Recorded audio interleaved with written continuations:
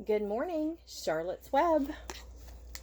So we are on chapter 21, last day. Charlotte and Wilbur were alone. The families had gone to look for Fern. Templeton was asleep. Wilbur lay resting after the excitement and strain of the ceremony. His medal still hung from his neck. By looking out of the corner of one eye, he could see it. "Charlotte," said Wilbur after a while, "why are you so quiet?" "I like to sit still," she said. "I've always been rather quiet." "Yes, but you seem especially so today. Do you feel all right?" "A little tired, perhaps, but I feel peaceful. Your success in the ring this morning was, to a small degree, my success. Your future is assured. You will live secure and safe, Wilbur. Nothing can harm you now. These autumn days will shorten and grow cold. The leaves will shake loose from the trees and fall.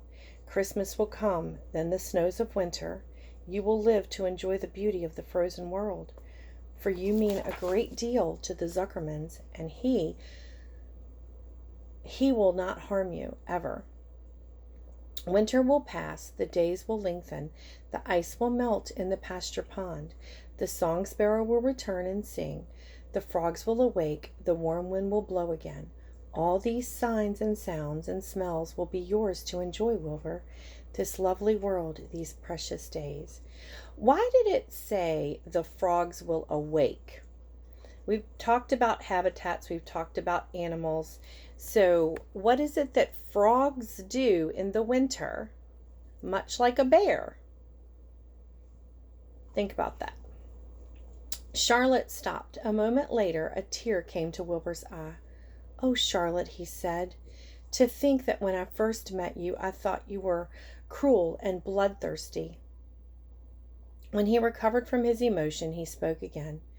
"Why did you do all of this for me?" he asked. "I don't deserve it. I've never done anything for you." "You have been my friend," replied Charlotte. "That in itself is a tremendous thing. I wove my webs for you because I like you. After all, what's a life anyway? We're born, we live a little while, we die. A spider's life can't help being something of a mess. With all this trapping and eating flies, by helping you, perhaps I was trying to lift up my life a trifle."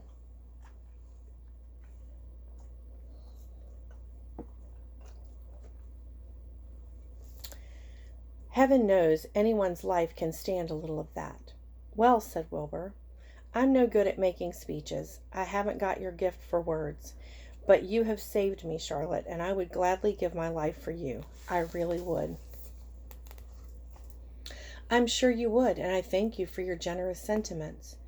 "Charlotte," said Wilbur, "we're all going home today. The fair is almost over. Won't it be wonderful to be back home in the barn cellar again with the sheep and the geese? Aren't you anxious to get home?" For a moment Charlotte said nothing. Then she spoke in a voice so low Wilbur could hardly hear the words. "All right, guys, get ready for this. I will not be going back to the barn," she said. Wilbur leapt to his feet. "Not going back?" he cried. "Charlotte, what are you talking about?" "I'm done for," she replied. "In a day or two I'll be dead.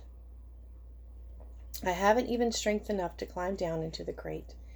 I doubt if I have enough silk in my spinets to lower me to the ground." Hearing this, Wilbur threw himself down in agony and pain and sorrow. Great sobs racked his body. He heaved and grunted with desolation. "Charlotte, Charlotte, my true friend!" "Come now, let's not make a scene," said the spider. "Be quiet, Wilbur. Stop thrashing about." "But I can't stand it," shouted Wilbur. "I won't leave you here alone to die. If you're going to stay here, I shall stay too." "Don't be ridiculous," said Charlotte. "You can't stay here. Zuckerman and Lurby and John Arable and the others will be back any minute, and they'll shove you into that crate and away you'll go. Besides, it wouldn't make any sense for you to stay. There would be no one to feed you. The fairgrounds will soon be empty and deserted." Wilbur was in a panic. He raced round and round the pen. Suddenly he had an idea. He thought of the egg sack and the 514 little spiders that would hatch in the spring. If Charlotte herself was unable to go home to the barn, At least he must take her children. Wilbur rushed to the front of the pen. He put his front feet up on the top board and gazed around. In the distance he saw the Arables and the Zuckermans approaching. He knew he would have to act quickly. "Where's Templeton?" he demanded. "He's in that corner under the straw asleep," said Charlotte. Wilbur rushed over, pushed his strong snout under the rat, and tossed him into the air. "Templeton! Pay attention!" The rat, surprised out of a sound sleep, looked first dazed, then disgusted. "What kind of monkey shine is this?" he growled. "Can't a rat catch a wink of sleep without being rudely popped into the air?" "Listen to me," cried Wilbur. "Charlotte is very ill. She has only a short time to live. She cannot accompany us home because of this condition. Therefore, it is absolutely necessary that I take her egg sac with me. I can't reach it. I can't climb. You are the only one that can get it. There's not a second to be lost. The people are coming. They'll be here in no time. Please, please, please, Templeton, climb up and get the egg sac." The rat yawned. He straightened his whiskers, then he looked up at the egg sac. "So?" he said. "So it's old Templeton to the rescue again, is it? Templeton, do this. Templeton, do that. Templeton, please run down to the dump and get me a magazine clipping. Templeton, please lend me a piece of string so I can spin a web." "Oh, hurry," said Wilbur. "Hurry up, Templeton." But the rat was in no hurry. He began imitating Wilbur's voice. "So it's hurry up, Templeton, is it? Ho, ho. And what thanks do I ever get for these services, I would like to know? Never a kind word for Templeton, only abuse and wisecracks and side remarks. Never a kind word for a rat." "Templeton," said Wilbur in desperation, "if you don't stop talking and get busy, it will be lost. I will die of a broken heart. Please climb up." Templeton lay back in the straw. Lazily he placed his forepaws behind his head and crossed his knees in an attitude of complete relaxation. "Die of a broken heart? How touching. My. I notice that it's always me you come to when you're in trouble, but I've never heard of anyone's heart breaking on my account. Oh, no. Who cares anything about Templeton?" "Get up!" screamed Wilbur. "Stop acting like a spoiled child." Templeton grinned and laid still. See, yelling at him and being ugly with him is not going to work, is it? What do you think's going to work for him? "Who made this trip after trip to the dump?" he asked. "Why, it was old Templeton. Who saved Charlotte's life by scaring that Arable boy away with a rotten goose egg? Bless my soul, I believe it was old Templeton. Who bit your tail and got you back on your feet this morning after you fainted in front of the crowd? Old Templeton. Has it ever occurred to you that I'm sick of running errands and doing favors? What do you think I am anyway? Rat of all work?" Wilbur was desperate. The people were coming, and the rat was failing him. Suddenly he remembered Templeton's fondness for food.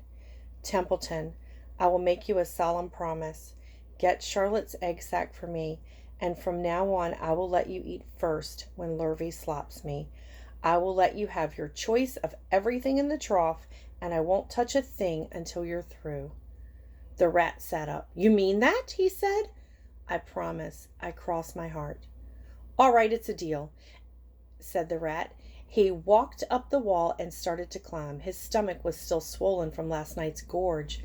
Groaning and complaining, he pulled himself slowly to the ceiling. He crept along till he reached the egg sac. Charlotte moved aside for him. She was dying, but still had enough strength to move a little. Then Templeton bared his long, ugly teeth and began snipping the threads that fastened the sack to the ceiling. Wilbur watched from below.